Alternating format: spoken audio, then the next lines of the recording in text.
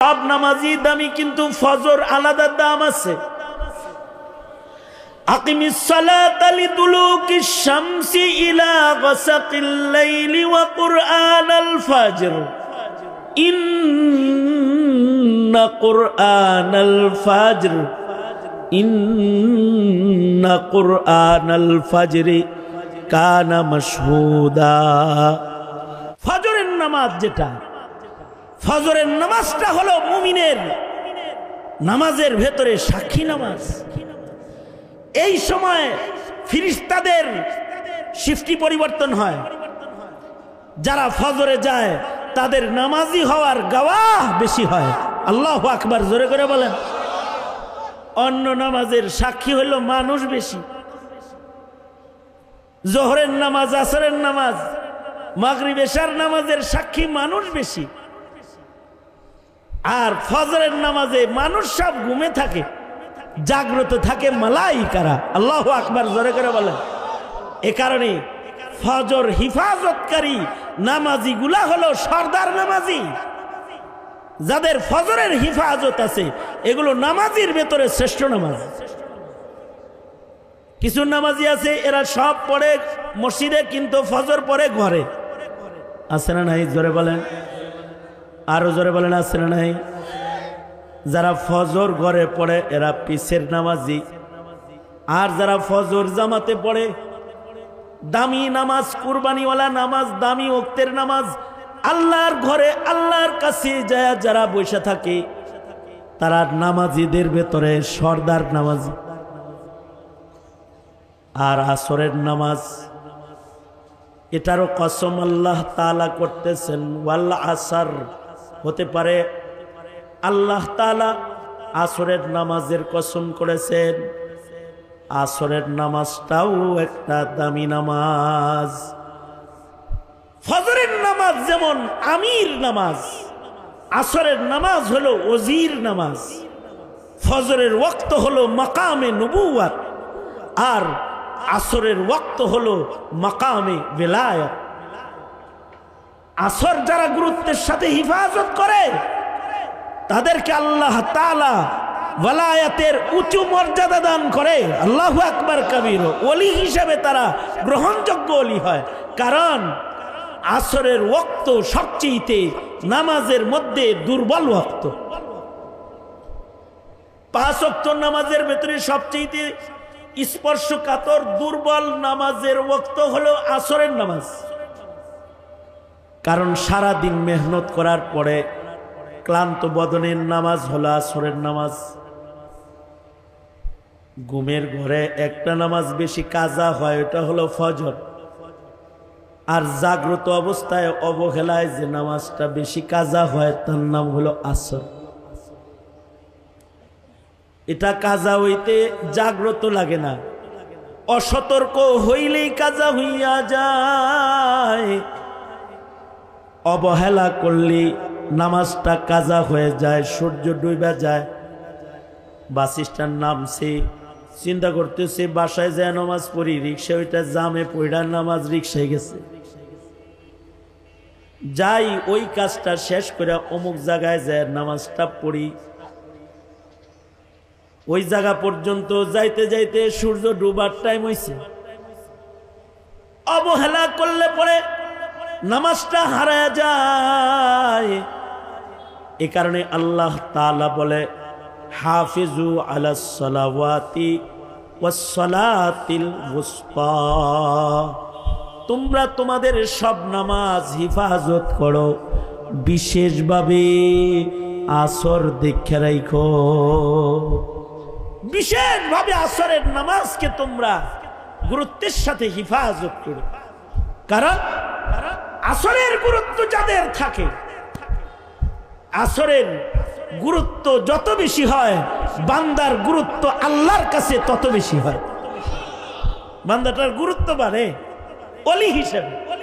এই কারণেই কুতুবউদ্দিন বখতিয়ার কাকি রহমাতুল্লাহ আলাইহি, ওনার জীবনের চাওয়া হলো যে আমার লাশ সামনে নিয়ে জানাজাটা একটা ওলি বুজুর্গ পড়াক। এটা কুতুবউদ্দিন বখতিয়ার কাকি রহমাতুল্লাহ আলাইহির জীবনের তামান্না। খাজা কুতবুদ্দিন বখতিয়ার কাকির জীবনের তামান্না হলো ওনার জানাজার নামাজটা একটা আল্লাহওয়ালা মানুষে পড়াক। আল্লাহওয়ালা মানুষটা বাছাই করবেন কি দিয়া? কুতবুদ্দিন বখতিয়ার কাকি নিজে ওলি, তো ওলি বাছাই করতেছে। কুতবুদ্দিন বখতিয়ার কাকি বলে, লাশটা কাফন পরায় সাজায় মাঠে লয়ে যাইবা, মানুষ আমার জানাজা পড়তে আসলে বলবা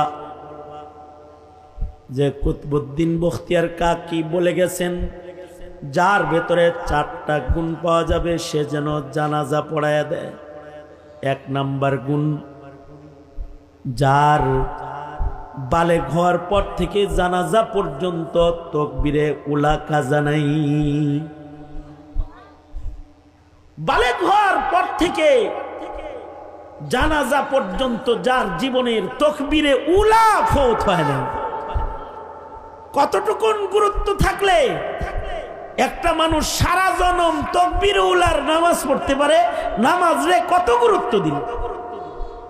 আর নামাজকে অবহেলা করলে কত বড় অবহেলা ওইটা, যে 30, 40, 50 বছরের ভিতরে ঈদের নামাজও পড়ে না। মুসলিম দাবি করে ঘোরাফেরা করে, ইমানদার দাবি করে ঘোরাফেরা করে, ঈদের নামাজও পড়ে না। আর কতটা গুরুত্বের আবেদে খাস হইলে বালেগ হওয়ার পর থেকে 40 বছর 50 বছর তাকবীরে উলা ছুটে নাই। ইমামে আজম আবু হানিফা রহমাতুল্লাহ আলাইহি 40 বছর লাগাতার এশার ওযু দিয়া ফজরের নামাজ পড়েছেন। নেক আমল ওনাদের অনেক, ওনাদের ঈমানও যেমন, নেক আমলের পাল্লাটাও তেমন। ওনাদের হায়াত ওনারা কাজে লাগাইছেন, হেলায় খেলায় অবহেলায় হায়াতের সূর্য ডুবায় নাই। তারা হায়াতের মূল্যায়ন করেছেন। ইমামে আজম আবু হানিফা রহমাতুল্লাহি আলাইহি সুদীর্ঘ 40 বছর এশার ওযু দিয়া ফজরের নামাজ পড়েছেন। আমাদের আর এক বুজুর্গ সাঈদ ইবনে মুসাইয়িব রহমাতুল্লাহি আলাইহি লাগাতার 40 বছর তাকবীরে উলার নামাজ তো পড়েছেন, সাথে 40 বছর আজান হওয়ার আগে তিনি মসজিদের পয়লা কাতারে যায় বসে থেকেছেন।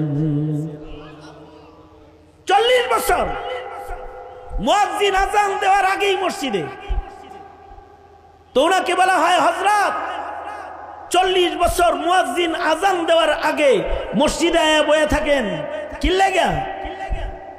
আজানের আগে আহেন। সাঈদ ইবনে মুসাইয়িব বলতেন, ময়দানে মাহশারে আল্লাহ যদি বলে আমার ঘরে তোকে ডাইকা ডাইকা আনা লাগছে কে রে, তখন বলবো কি আমি আল্লাহর কাছে? এজন্যে আল্লাহ ডাক দেওয়ার আগে মসজিদে এসে বসে থাকি। আল্লাহু আকবার কাবীর। ডাক দেওয়ার আগে মসজিদে যেয়ে বসে থাকি। কত বছর? 40 বছর। খাজা কুতবুদ্দিন বখতিয়ার কাকির ওসিয়ত হলো, সে আমার জানাজা পড়াবে যার বালেগ হওয়ার পর থেকে তাকবীরে উলা কাজা নাই। এতটুকুন যোগ্যতা হইলে হবে না। আমার জানাজা পড়াবে যার বালেগ হওয়ার পর থেকে জানাজা পর্যন্ত তাহাজ্জুদ কাজা নাই, রাতের নামাজ তার কাজা নাই। শুধু ফরজ নামাজ না, তাহাজ্জুদ তার কাজা নাই। ইবাদত করে, গুনাহ করে, এমন গাড়ি হইলে চলবে না। এমন মানুষ আমার জানাজা পড়াইতে হবে যে তার চোখ দিয়া সারা জীবনে পরনারী দেখে গুনার চিন্তা করে নাই। লাস্ট শর্ত হলো বেলায়েতের উঁচু দরজার মানুষ সে হইতে হবে। এমন একজন আমার জানাজা পড়াবে যে তার জীবনে আসরের তাকবীরে উলা তো ছাড়ে নাই, জিন্দেগিতে আসরের পূর্বের সুন্নতটাও সে কখনো কাজা করে নাই। এমন 4 গুণের মানুষ ময়দানে যে থাকবে তারে দিয়া জানাজা পড়াইবা, আর এমন গুণের মানুষ না পাইলে বিনা জানাজায় লাশ কবরে নামায়া দিবা। জানাজা পড়তে কত লোকিত আসছে। দিল্লির সুলতানের জানাজার নামাজ, অলিকুল সম্রাটের জানাজার নামাজ, অলিদের সরদারের জানাজা পড়তে কত মানুষ তো আসছে। এলান হলো এখানে কি কেউ এমন 4 গুণের আছেন সে জানাজা পড়ান, যার শেষ শর্ত হলো আসর কাজা নাই, আসরের সুন্নত জীবনে যার কাজা নাই সে জানাজার ইমামতি করবে। গোটা ময়দান নিস্তব্ধ দাঁড়ায় রয়েছে, কেউ সামনে কদম বাড়াইবার ক্ষমতা নাই। সবাই মাথা নিচের দিকে দিয়ে দাঁড়ায় রয়েছে,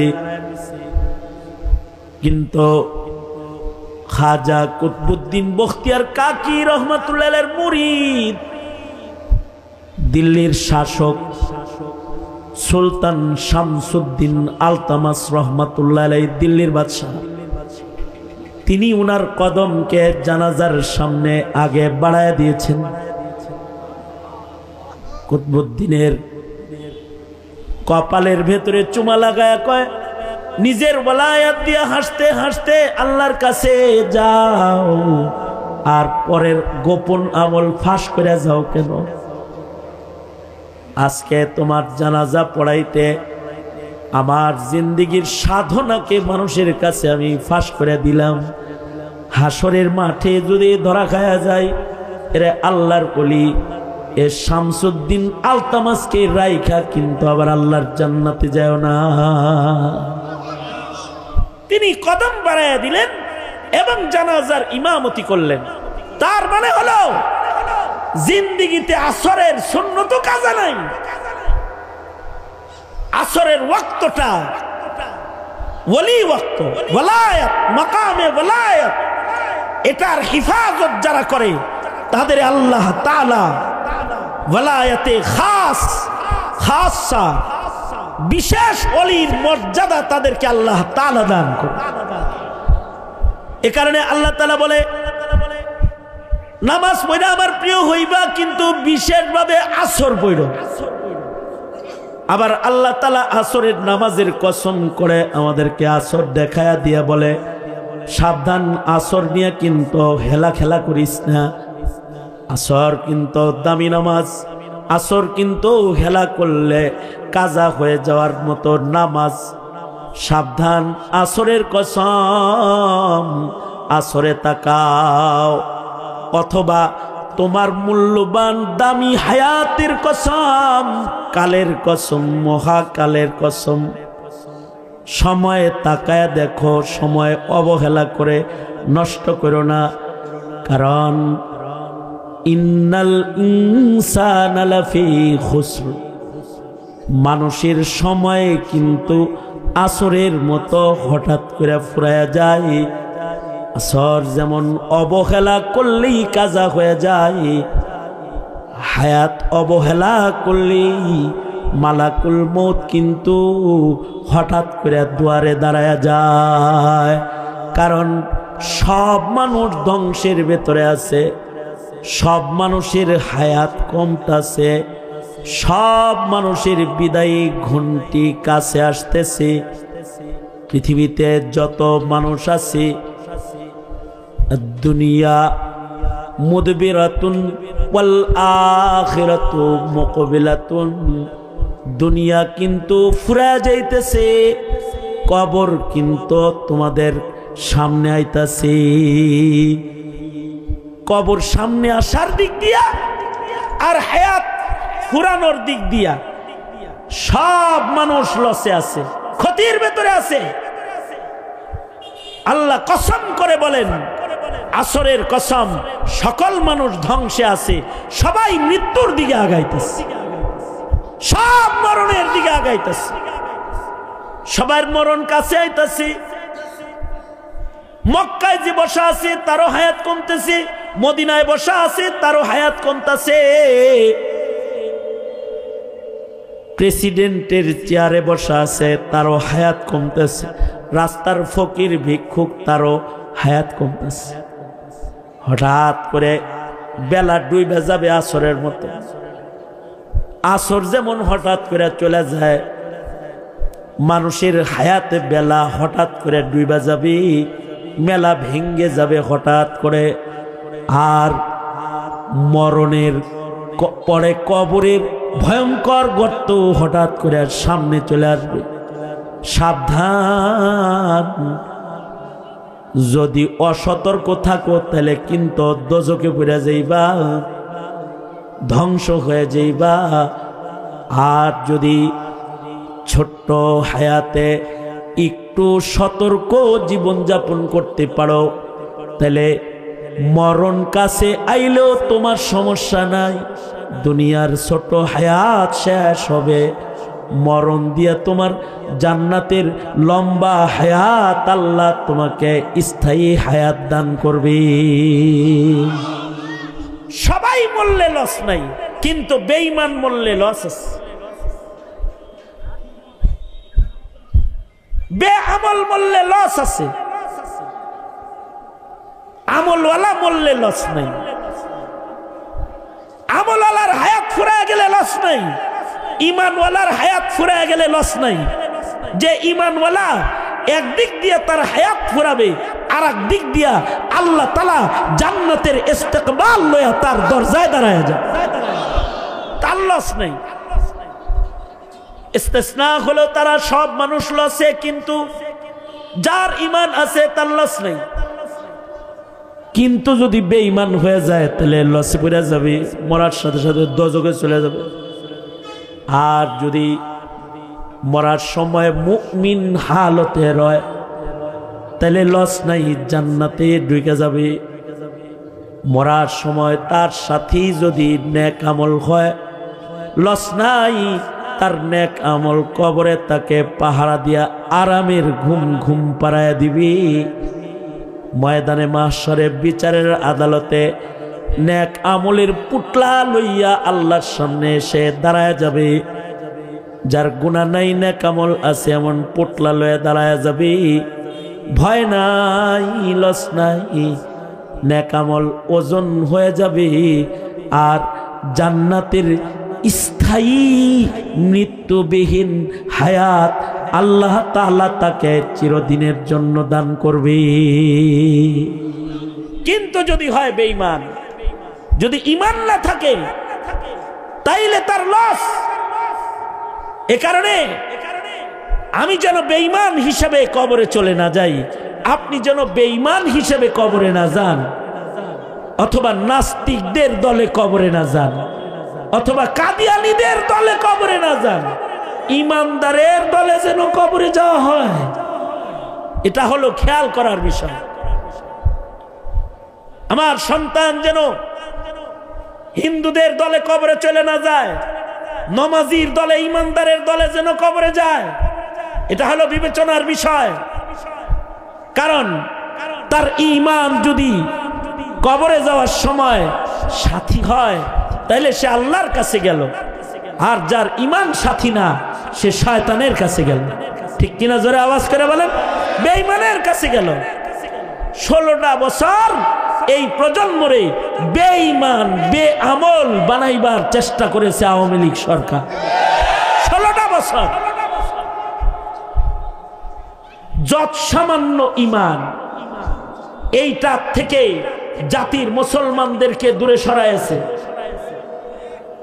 যতটুকুন ঈমানদারি স্কুল সিলেবাসে ছিল এগুলোকে কেটে সেটে সরাইয়া দিয়ে হিন্দুত্ববাদ প্রবেশ করাইছে, হিন্দু বানাইবার চক্রান্ত করেছে। বাপ ধরছে যে ঈমানদার 1 নাম্বার, আমলওয়ালা 1 নাম্বার। বাপ ছিল 1 নাম্বার ঈমানদার, 1 নাম্বার আমলওয়ালা। কারণ ঈমানদারেরাই মসজিদ বানায়, এর লেগা উনি প্রতি উপজেলায় একটা করে মসজিদ বানাইছে। ঈমানের দলিল কোরআন বলে ঈমানদারে মসজিদ বানায়। উপজেলায় উপজেলায় উনি মসজিদ বানিয়ে নিজের ঈমানকে পেশ করেছে। প্রতি রাতে 80 রাকাত নফল নামাজ পড়ে নিজের আমলটাও পেশ করেছে। ডেলি কোরআন মজিদের তিলাওয়াত করেছে, নিজের আমলকে পেশ করেছে। ঘুমটা পড়েছে, লম্বা হাতার জামা গায়ে দিয়েছে, আলেমদেরকে গণভবনে দাওয়াত দিয়ে দিয়ে খাওয়াইছে, কওমি সনদের স্বীকৃতি প্রদান করেছে, ইজতেমার জায়গা প্রদান করেছে, ইসলামিক ফাউন্ডেশন করেছে, কত কিছু করছে। কিন্তু কাউকে ছেলে মাদ্রাসায় দিতে বলে নাই, মসজিদ বানাইছে, কাউকে নামাজ পড়তে বলে নাই, সবাইকে পূজার দাওয়াত দিছে। আহো পূজায় আহো। শুধু কোনো ইমানদার যদি পূজা পছন্দ করে তাইলে সে ধ্বংসের ভেতরে চলে যায়। আর কোন ইমানদার যদি খালি পূজারে অপছন্দ করে, কারণ পূজা কি মুসলমানের ইবাদত না মুশরিকের ইবাদত? যদি কোনো মুসলমান মুমিনে পূজা খালি অপছন্দ করে, আল্লাহ তাআলা তার জিম্মাদার হয়ে যায় দুনিয়া আখিরাত সব জায়গায়। আল্লাহু আকবার, জোরে করে আওয়াজ করে বলেন। আসহাবে কাহাফের যুবকেরা, ওদের একটাই গুণ, ওরা পূজা পছন্দ করে না, মূর্তি পছন্দ করে না। সময়ের জালিম রাজা মূর্তি পূজক যখন রাষ্ট্রীয় পূজার আয়োজন করেছে, তখন আসহাবে কাহাফের এক একজন যুবক পূজার থেকে পলায়ন করে পাহাড়ি এলাকায় গাছতলায় যায় একটা একটা করে বসেছে। কেউ কাউরে চিনে না। একজনের বাড়ি সৈয়দপুর, আরেকজনের বাড়ি রংপুর, আরেকজনের বাড়ি কুমিল্লা, আরেকজনের বাড়ি নোয়াখালী, কিন্তু এই 7 জায়গার লোক, 11 জায়গার লোক যায় এক জায়গায় হইছে গাছের ছায়ার নিচে। এদের সবার গুণ একটা আছে, সেটা হলো তারা মূর্তি পূজা পছন্দ করে না। বাস এই একটা গুণ। 7 জন এক জায়গায়, একজন আর একজনের দিকে, এই আমি আইছি, তুই আইসস কে? ভাল লাগে না ভাই, মূর্তি পূজা টুজাই ভাল লাগে না। কয় আমারও তো সেম। তুই আইলি কেন? কয় আমারও ভাল লাগে। তুই আইসস কেন? কয় আমারও ভাল লাগে না। তুই আইলি কেন? কয় আমারও ভাল লাগে না।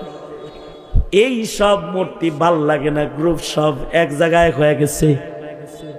শহর থেকে পালায়ন করে জঙ্গলে পাহাড়ের গুহার দিকে এসেছে, গাছের ছায়ায় বসছে। কিন্তু এগোর পিছে পিছে গেও গেও পার্টি একটা কুকুর একটা আসছে, যেটা গেও গেও করে পালাইছে, আর গেও গেও পার্টি পিছে আসতেছে। তাদের মনে ভয়, একটু নিরিবিলি যাইতেছি, ডোলের বাড়ি শুনবো না, এখন কুত্তার গেও গেও শুনবো লাগবো। এই তুই আসুস কেন? যা যা, সর। কুকুরে ধাওয়া দেয়, যা তুই চলে যা, আমরা যাইতেছি একদিকে, তুই তোর কামে যা। কুকুরের জবান খুলে যায়। কুকুর বলে, আমারে তারাও কেন, আমি তুমগর দলে, আমারও পূজা ভাল লাগে না।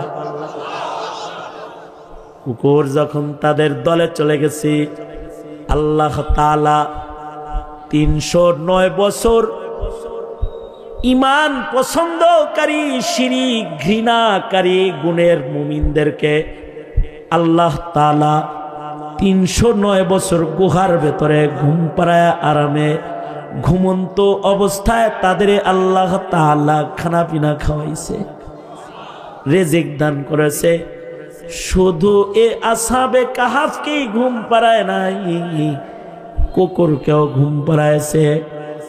দেখলে মনে হতো জাগ্রত আছি, কেউ বিশ্রাম নিতেছি, আসলে ঘুমায় রয়েছি। আর মহান আল্লাহ মায়ের পেটে যেমন করে নাভি দিয়া খাওয়ায়, আল্লাহ তাআলা তাদের শ্বাস প্রশ্বাসের মাধ্যমে 309 বছর ঘুমন্ত অবস্থায় গুহার ভেতরে মহান আল্লাহ রিজিক দান করেছে। আবার সূর্যকে আদেশ করেছে, এই সাইড হয়ে যাস, চোখে জানি সূর্যের আলো লেগে ঘুম ভেঙে না যায়। সুবহানাল্লাহ। কাউকে বলল আগামীকাল মাত্র কোন গুণের কারণে? শুধু মূর্তি অপছন্দ করার গুণের কারণে।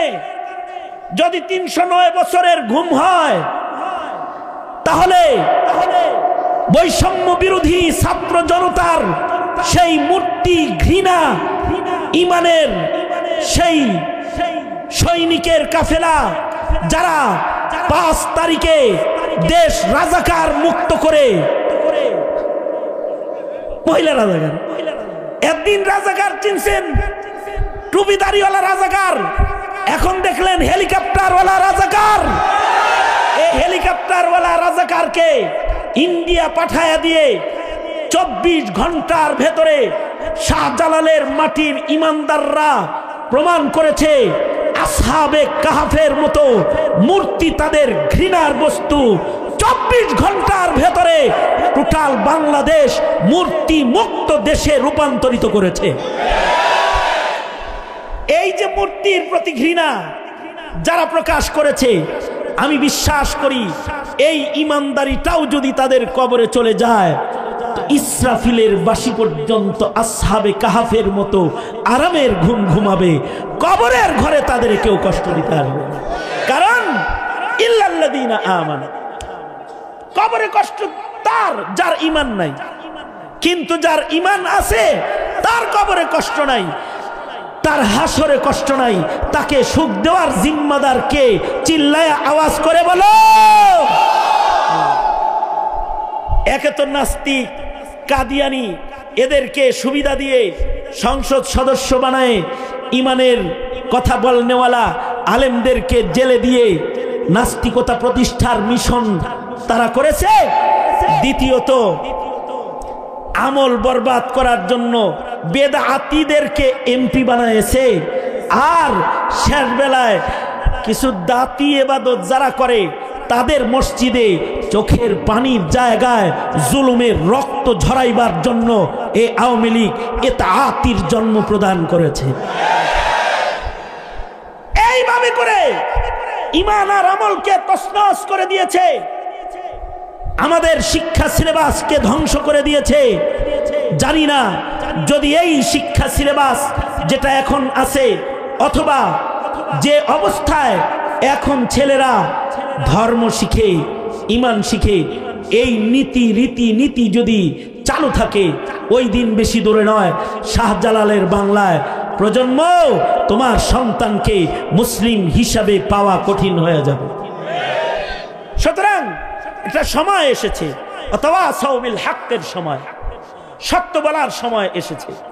সেটা হলো যারা এই প্রজন্মের ঈমানের দায়িত্ব নিবে, আমলের দায়িত্ব নিবে, এ সত্যটা কানে পৌঁছায় দাও, তারাই এদেশের রাষ্ট্র ক্ষমতা চালাবে। পৌঁছায় দাও, বলে দাও এ মুসলমানের মাটিতে সত্যের পথে সত্যের আওয়াজ তুলো। যারা ঈমানের পক্ষে, ইসলামের পক্ষে, তারা দেশ চালাবে। আর যারা ঈমান ইসলামকে কবর দেওয়ার ধান্দাবাজি করে বেড়ায়, ঘাটটা ধরে একটা একটা করে সব হাসিনার মতো বিদায় করে দেওয়া হবে, আওয়াজ তুলো। কারণ হলো ভাওতাবাজির দিন শেষ, কোরআন সুন্নাহর বাংলাদেশ।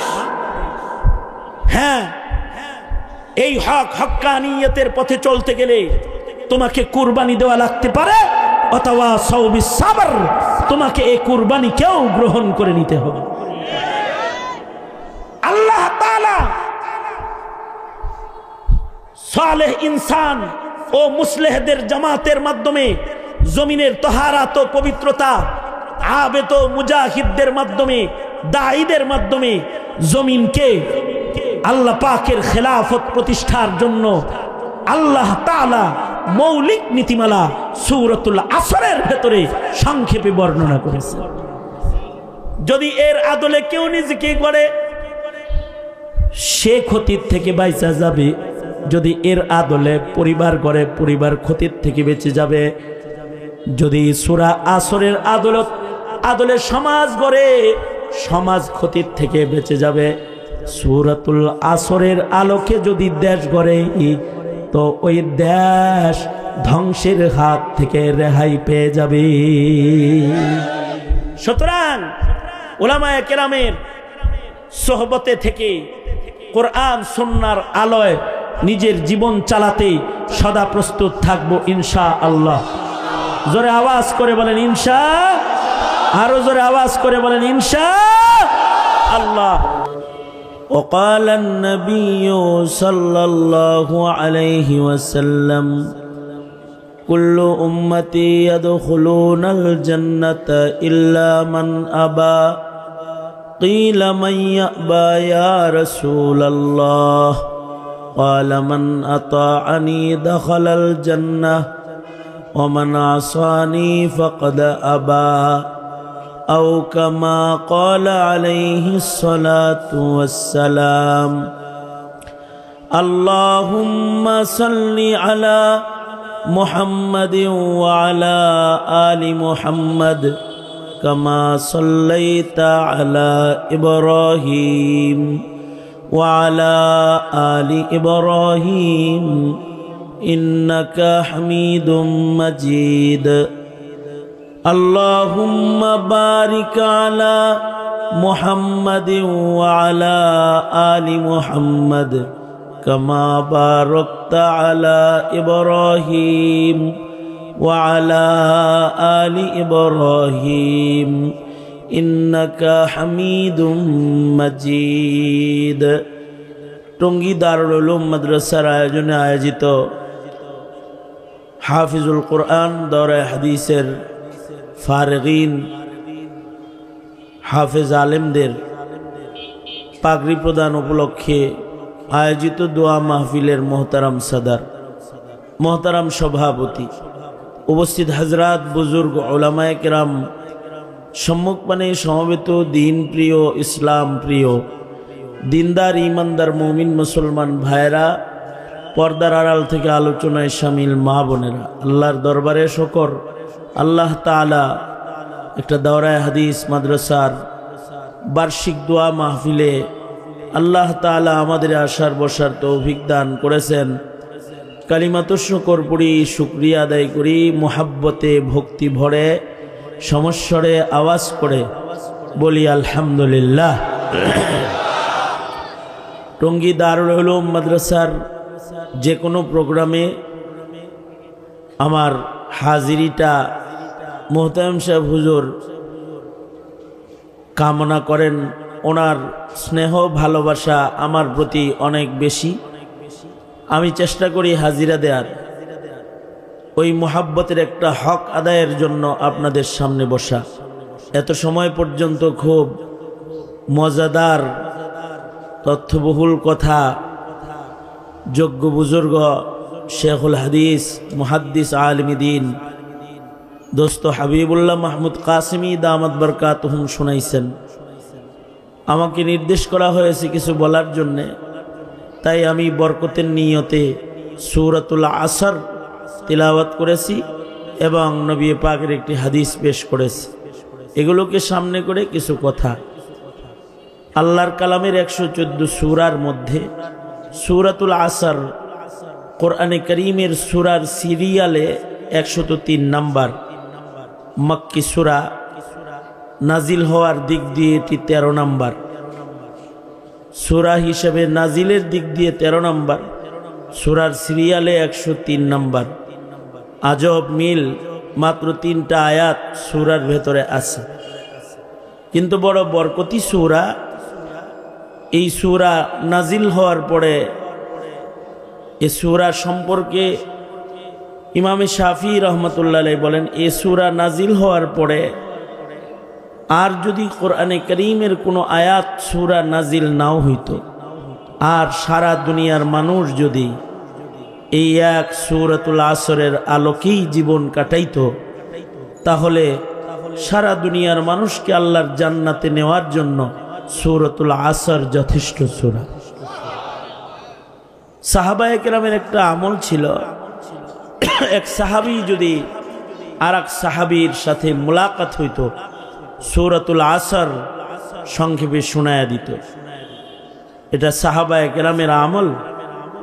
মুখতাসার মুলাকাত, লম্বা কথা বলার যেহেতু সুযোগ নাই, তাই সূরাতুল আসরের তিলাওয়াত আপনাদের সামনে করে সাহাবায়ে কেরাম, আল্লাহ পাকের পছন্দিদা মুমিনের কাফেলা, উলাইকা হুমুল মুমিনুনা হাক্কা, যারা প্রকৃত মুমিন, তাদের আমলের সাথে নিজের একটা আমল মুলাকাত সাক্ষাতে মিলানোর ইরাদায় সূরা তিলাওয়াত করেছে।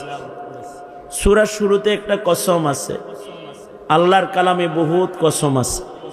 আল্লাহ তাআলাও কথা বলতে কসম করে করে অনেক কথা আল্লাহ তাআলা বলেছেন। কোরআন পুরাটা আল্লাহ পাকের কালাম। কোরআন কার কথা? জোরে আওয়াজ করে বলেন, কোরআন কার কথা? আল্লাহর কথা। কেউ যদি আল্লাহর সাথে কথা বলতে চায় তাহলে কোরআন পড়লে, কোরআন আল্লাহর কথা, কোরআনের মাধ্যমে আল্লাহ তাআলা বান্দার সাথে কথা কয়। তুমসা কোই হামদম कोई दम साज नहीं है, बाती तू है हर दम मगर आवाज नहीं है। बिना आवाजे আল্লাহ বান্দার সাথে কথোপকথন করতে থাকেন। কথা হয় যখন মুমিন কোরআন পড়ে, কারণ কোরআন কার কথা? কোরআনের শুরু থেকে শেষ পর্যন্ত সব কথাগুলো সরাসরি কার কথা? কালামুল্লাহ, আল্লাহ পাকের কথা। আল্লাহ পাক কথা বলতে গিয়েও কসম করেছেন। আমাদেরও একটা খাসলত আছে, আমরাও কথা বলার সময় কসম করি।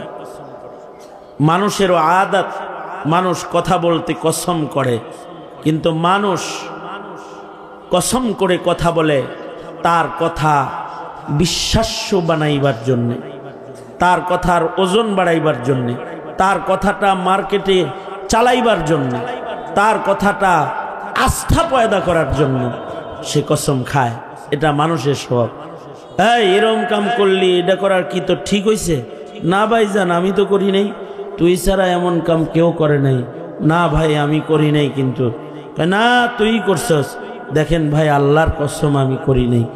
ঠিক আছে, তাইলে মনে হয় করস নাই। এর আগেও দুইবার বলছে করি নাই, এটা আস্থা পায় নাই, কসম করেছে, তো এটার আস্থা বেড়ে গেছে, ওজন বেড়ে গেছে।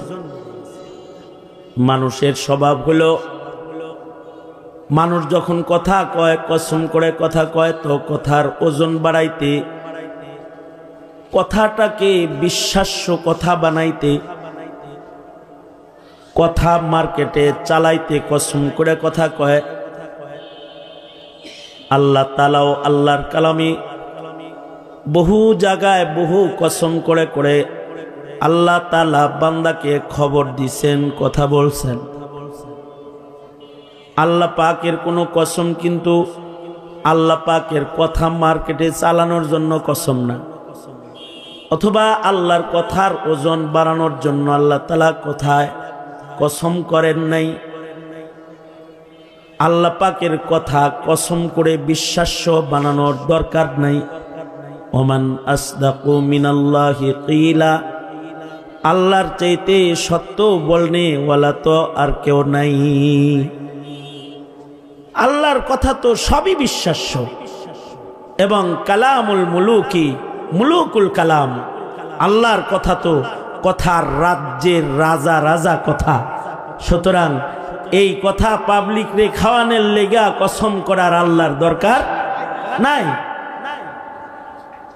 আমার দরকার আছে আমার কথা ওজন করার জন্য কসম করার, আপনার দরকার আছে আপনার কথার ওজন বিশ্বাস করাইতে কসম করার। আল্লাহর কথা বিশ্বাস করানোর জন্য কসমের কোনো জরুরত নাই। কিন্তু আল্লাহ তাআলা আল্লাহর কালামে কসম করেছেন, কসম করে করে আল্লাহ তাআলা খবর দিয়েছেন, কথা বলেছেন।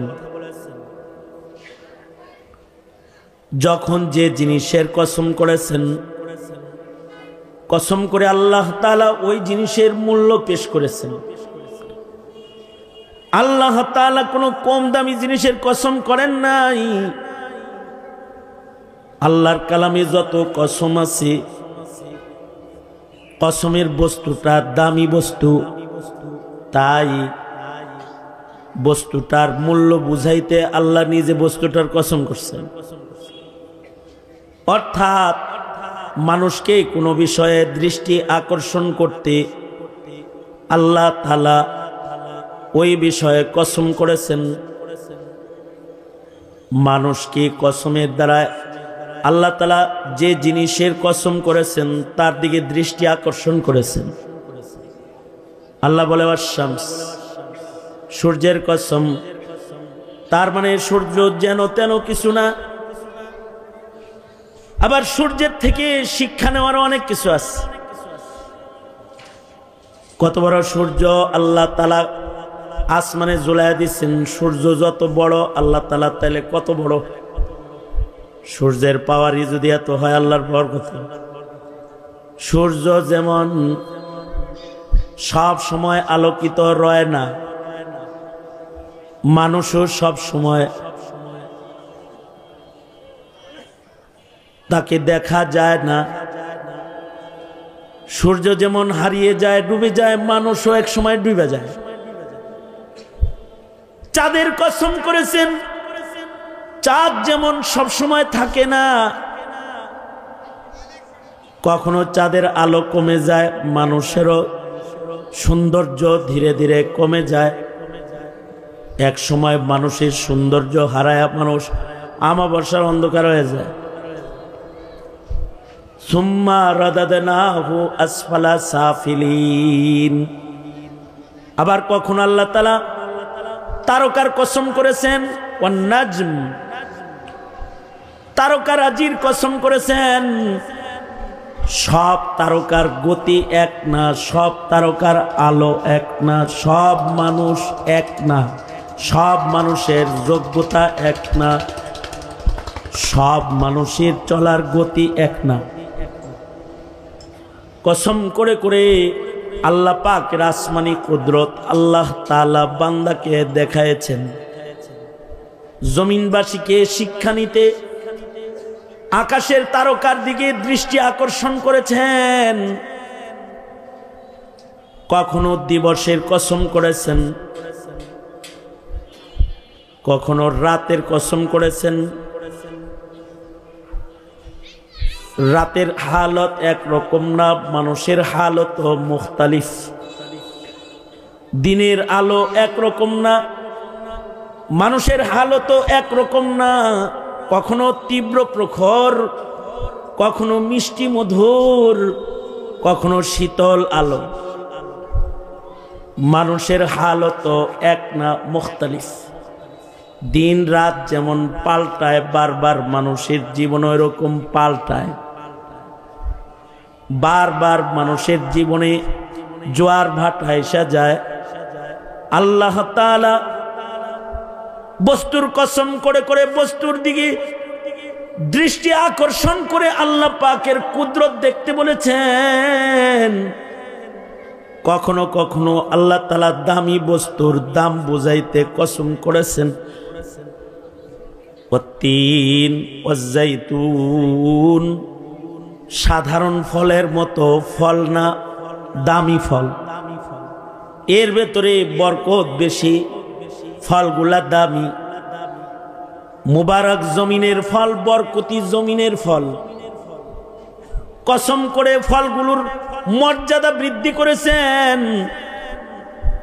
কখনো কখনো আল্লাহ তাআলার নামাজের কসম করেছেন। সব নামাজের কসম করেন নাই। নামাজের ভেতরে যেগুলো দামি নামাজ, সর্দার নামাজ, সেগুলোর কসম করেছেন। সর্দার পাহাড়ের কসম করেছেন। পত্তুর, সর্দার কিতাবের কসম করেছেন। ওয়াল কুরআন, সর্দার পাহাড়ের কসম, সর্দার কিতাবের কসম করে কিতাবের সর্দারই বলেছেন। পাহাড়ের কসম করে পাহাড়ের সম্মানকে তুলে ধরেছেন। নামাজের ভেতরে কিছু নামাজের কসম করে বাকি নামাজের উপরে ওই নামাজগুলোর শ্রেষ্ঠত্বকে তুলে ধরেছেন। যেমন কখনো বলে ওয়াল ফাজর, ফজরের কসম। নামাজের ভেতরে ফজর এক দামি নামাজের নাম, সর্দার নামাজের নাম। নামাজের ভেতরে ওয়াল আসর, আসরের নামাজ এক দামি নামাজের নাম। হে মানুষ, তোমরা এ সকল নামাজের প্রতি যত্নশীল হও, সব নামাজই হেফাজত করবা, কারণ ইবাদতের ভেতরে সর্দার ইবাদত হলো নামাজ। নামাজের চেয়ে দামি কোনো ইবাদত শরীয়তে ইসলামে আল্লাহ তাআলা মুমিনদেরকে দেন নাই। নামাজের গুরুত্ব সর্বোচ্চ, ইমানের পরে যে ইবাদতের গুরুত্ব সর্বাধিক তার নাম হলো নামাজ। নামাজ হলো ইবাদতের সর্দার। সব জিনিস আল্লাহ তাআলা সর্দার বানাইছেন। ঘরের ভেতরে সর্দার বানাইছেন বাইতুল্লাহ, বাইতুল আতিক। মানুষের ভেতরে সর্দার বানাইছেন হাবিবুল্লাহ। ফিরিস্তার ভেতরে সর্দার বানাইছেন হযরত জিবরাইল। উম্মতের ভেতরে সর্দার উম্মত বানাইছেন উম্মতে মুসলিমা। মাসের ভেতরে সর্দার মাস বানাইছেন শাহরু রমাদান। রাতের ভেতরে সর্দার রজনী দিয়েছেন লাইলাতুল কাদর। দামি দামি রজনী দিয়েছেন ওয়ালায়ালিন আশার, ওয়ালাইলাতুন নিসফি মিন শাবান। দিনের ভেতরে দামি দিন দান করেছেন, সর্দার দিন দান করেছেন ইয়াউমুল আরাফা, ইয়াউমুল জুমআ। পাথরের ভেতরে সর্দার পাথর দান করেছেন মাকামে ইব্রাহিম, হাজারুল আসওয়াদ।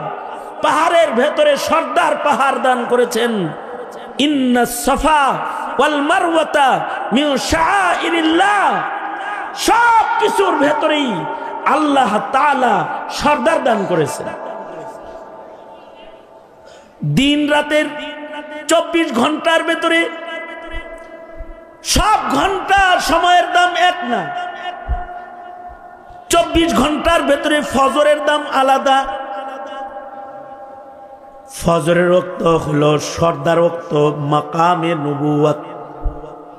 এ কারণেই আল্লাহ তাআলা লক্ষাধিক নবী রাসূলকে আল্লাহ তাআলা নবুয়তি দান করেছেন ফজরের ওয়াক্তে। সুবহানাল্লাহ। আগামীকাল বললেন ফজরের ওয়াক্তের সময় আল্লাহ তাআলা নবুয়ত বন্টন করেছেন।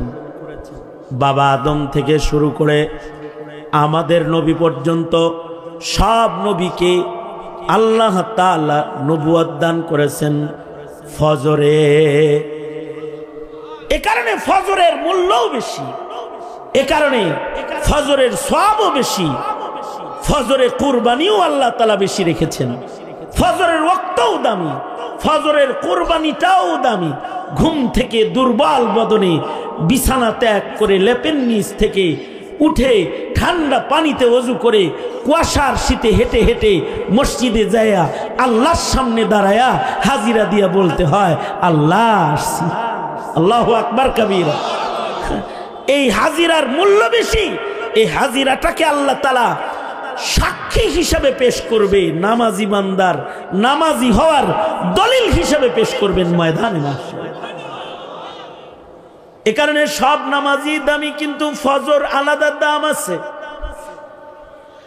আকিমিস সালাতা লিদুলুকিশ শামসি ইলা গাসাকিল লাইলি ওয়া কুরআনাল ফাজর ইন্না কুরআনাল ফাজর ইন্না কুরআনাল ফাজরি কানা মাশহুদা। এই মুখতাসার কিছু দাওয়াত সূরাতুল আসর তেলাওয়াত করে আপনাদের কানে আমি দাঈ হিসাবে, মুবাল্লিগ হিসাবে পৌঁছে দিলাম। समझ देने वाला, বুঝ देने वाला আমল করা সম্ভব হবে। যা বলেছি, যা শুনেছেন, বলনে वाला শুননে वालाকে আল্লাহ তাআলা আমলের তৌফিক দান করেন। আমিন। ওয়া আখিরু দাওয়ানা আলহামদুলিল্লাহি রাব্বিল আলামিন। আসসালামু আলাইকুম ওয়া রাহমাতুল্লাহ।